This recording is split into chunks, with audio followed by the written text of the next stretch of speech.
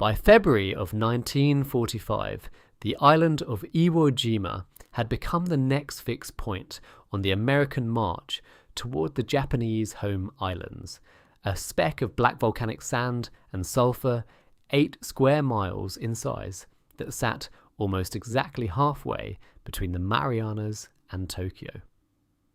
Its value was not in what it held, but in what it offered. 2 airfields already built by the Japanese and a third under construction, positioned close enough to Japan that fighter escorts could finally accompany the B-29 bombers flying out of Saipan and Tinian, and close enough that crippled bombers limping back from raids over Tokyo might find a runway to land on instead of ditching in the sea. Both sides understood exactly what the island was worth, and both sides had spent months preparing for the fight that everyone knew was coming.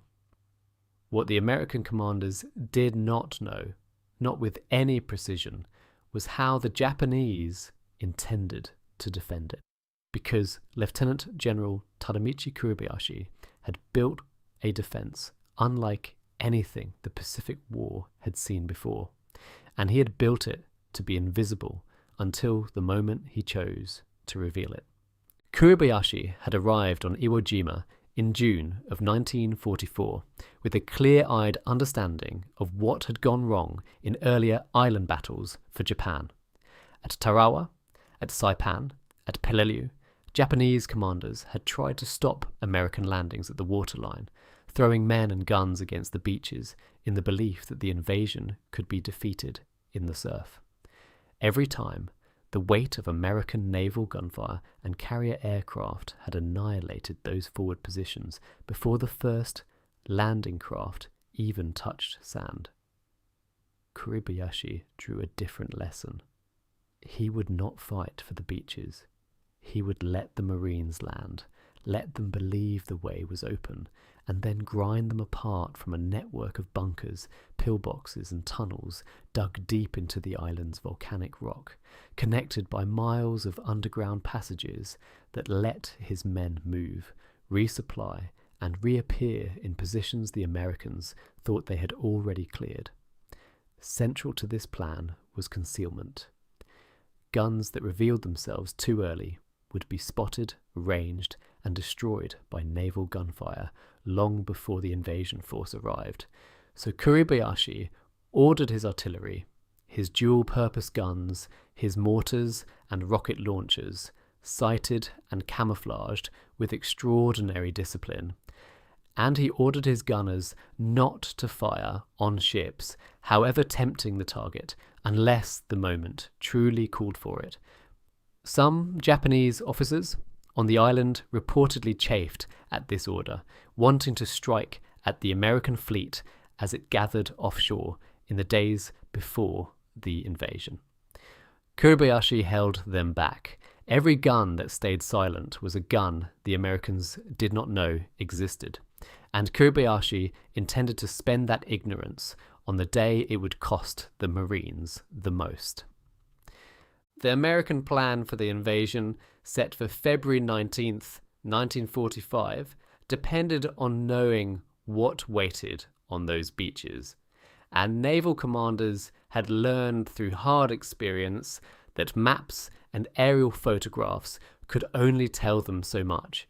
Underwater demolition teams, the frogmen, who would later evolve into the Navy's SEALs, needed to go in close, swim the surf zone, and physically inspect the approach for mines, obstacles, and the gradient of the beach itself, because landing craft that grounded on a sandbar or hung up on an obstacle in the surf became stationary targets in the opening minutes of an invasion.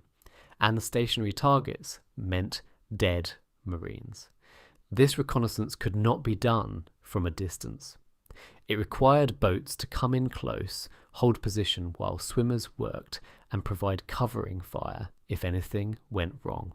The vessels chosen for this dangerous, unglamorous work were landing craft infantry gunboats, LCIGs, small craft roughly 160 feet long that had begun their design life as simple troop transports, before the Navy modified a number of them into gunboats, stripping out troop compartments and installing banks of rocket launchers alongside 20mm and 40mm cannon. They were fast for their size and manoeuvrable, and their firepower, concentrated at close range, could saturate a beach with rocket fire in a way that supported landing operations well. But they were never built to withstand serious enemy fire.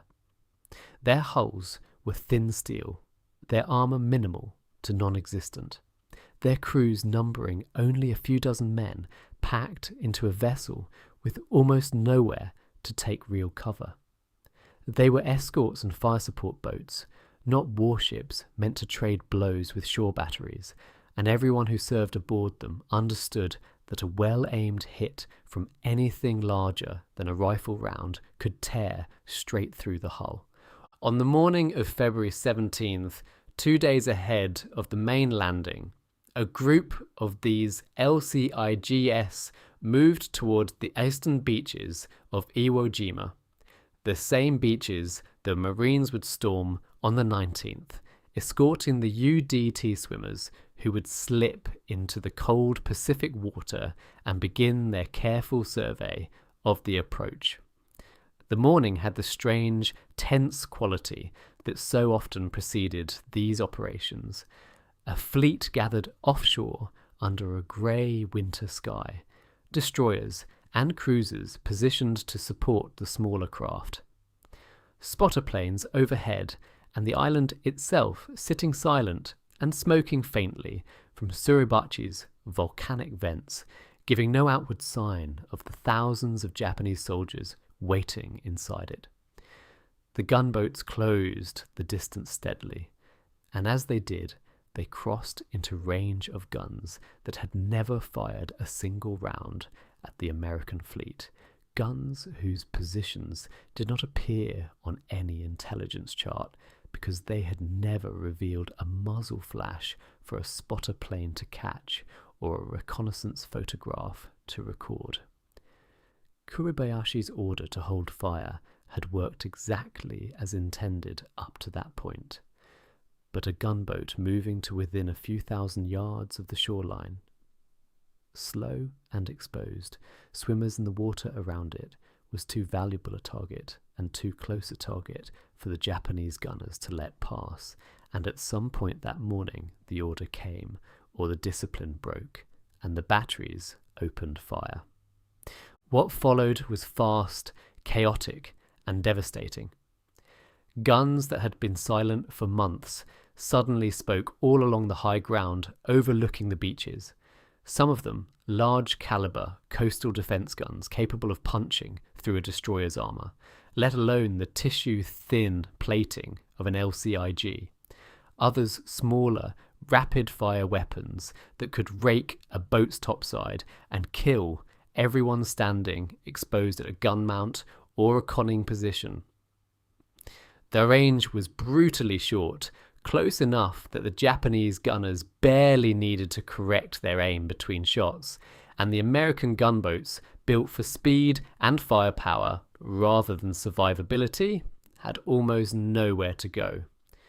Turning away meant presenting a broadside, a bigger target, and a slower turn than continuing forward, and continuing forward meant closing the range on guns that could already hit them at will. Several boats in the group took hits almost immediately, shells punching through hulls, wheelhouses, and gun tubs, throwing men and equipment across the decks. Fires broke out. Steering gear failed on more than one craft, leaving them drifting broadside to the incoming fire, unable to manoeuvre away from the barrage, even if their crews had wanted to try.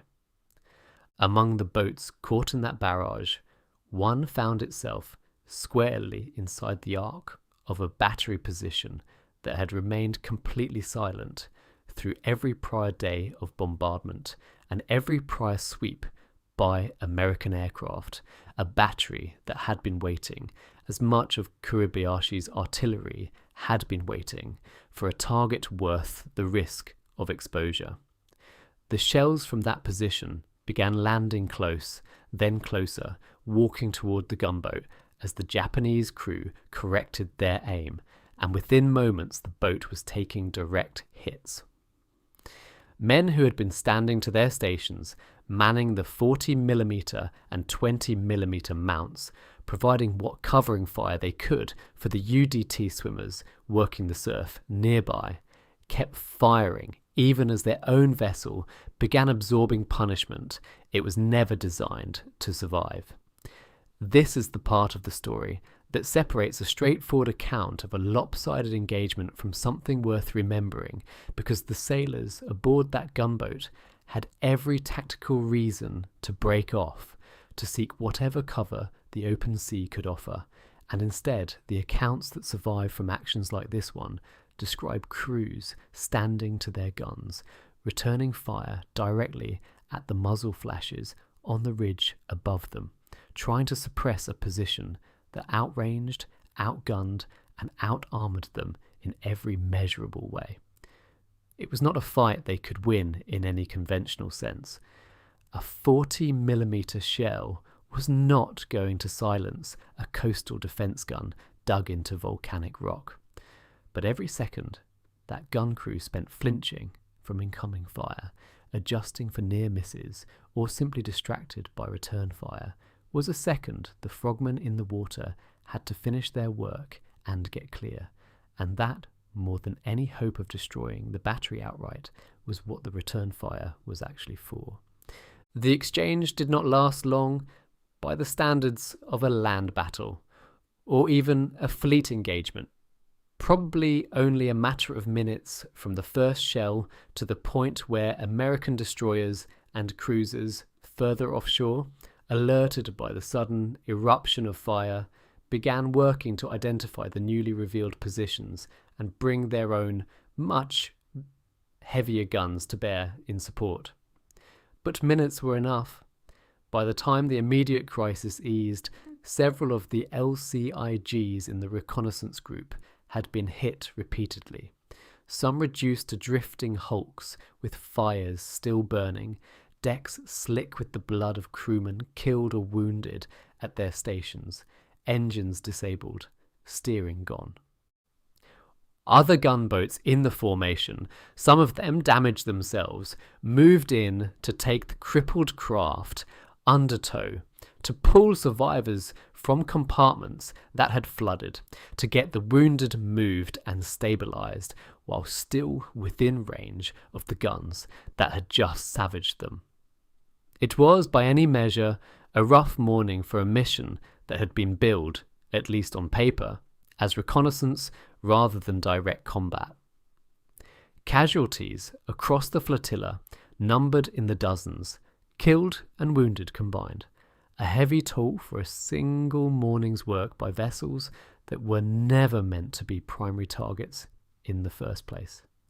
And yet the mission accomplished something that mattered enormously for what came 2 days later. Every gun position that opened fire on the morning of February 17th gave itself away. Naval gunfire spotters aboard the supporting cruisers and destroyers, and observers in aircraft circling overhead marked each new muzzle flash as it appeared, translating months of careful Japanese concealment into a set of coordinates that American gunners could now target directly. In the 2 days between that morning and the actual landing, battleships and cruisers offshore worked over those newly identified positions with heavy naval gunfire, trying to destroy or at least degrade guns that had, until that morning, existed nowhere on any American targeting chart. It did not eliminate Kuribayashi's defences. Nothing short of physically clearing every tunnel and bunker on the island was going to do that, and the fighting that began on February 19th would prove to be some of the bloodiest of the entire Pacific War.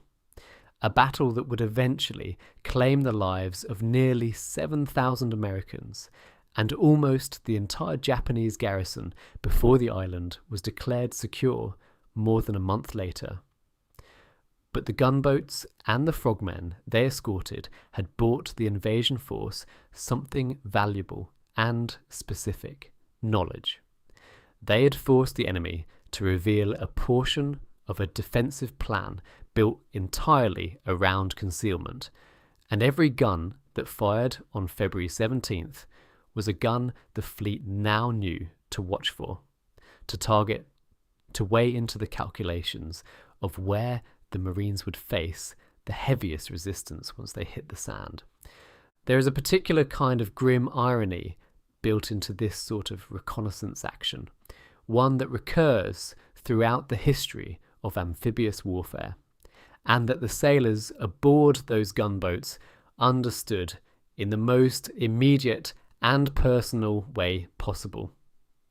Sometimes the only way to find a hidden gun is to let it shoot at you, to offer yourself as bait deliberately, or as a byproduct of getting close enough to do the job the mission required, and to accept that some of the men aboard will not survive the moment the enemy decides the target is worth revealing itself for.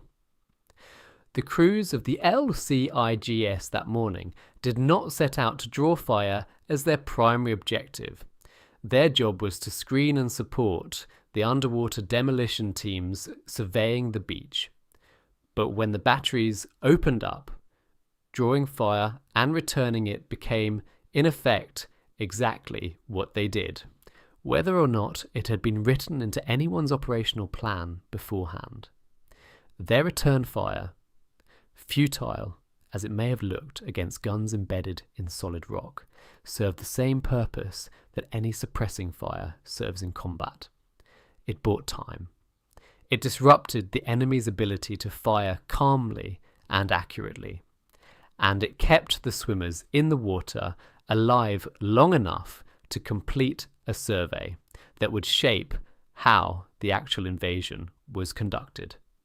2 days later, when the first waves of Marines came ashore on Iwo Jima's black volcanic sand, they walked into a defense that Kuribayashi had built to be almost invisible, one that would grind the invasion into one of the costliest fights of the entire war, regardless of what preparatory bombardment the Navy had managed in the interim. Nothing that happened on February 17th spared them that ordeal. But the beach data gathered by the frogmen and the gun positions exposed by the barrage that nearly destroyed the boats escorting them meant that the Marines and the naval commanders supporting them went ashore with a clearer picture than they otherwise would have had, a picture purchased at the cost of the men killed and wounded aboard those small, thin-skinned gunboats in a matter of minutes at dawn. It is worth remembering that the story of Iwo Jima is usually told through the lens of the Marine Corps' fight for the island itself, through suribachi and the flag raising and the grinding weeks of tunnel and bunker fighting that followed the initial landing. The gunboats and their crews rarely appear in that larger telling, overshadowed by the scale of what came after. But the reconnaissance mission of February 17th and the dawn barrage that revealed a piece of Kuribayashi's hidden defence at the cost of American sailors' lives was very much a part of the same battle, fought 2 days early and largely at sea, by men whose job was to find out what waited on the beach before anyone else had to. This account is a narrative reconstruction drawing on the broadly documented events surrounding the February 17th, 1945 underwater demolition team reconnaissance and the LCI gunboat action that supported it at Iwo Jima. Specific ship names, precise casualty figures, and the exact identification of which battery or batteries engaged which vessels vary across different historical sources and unit records.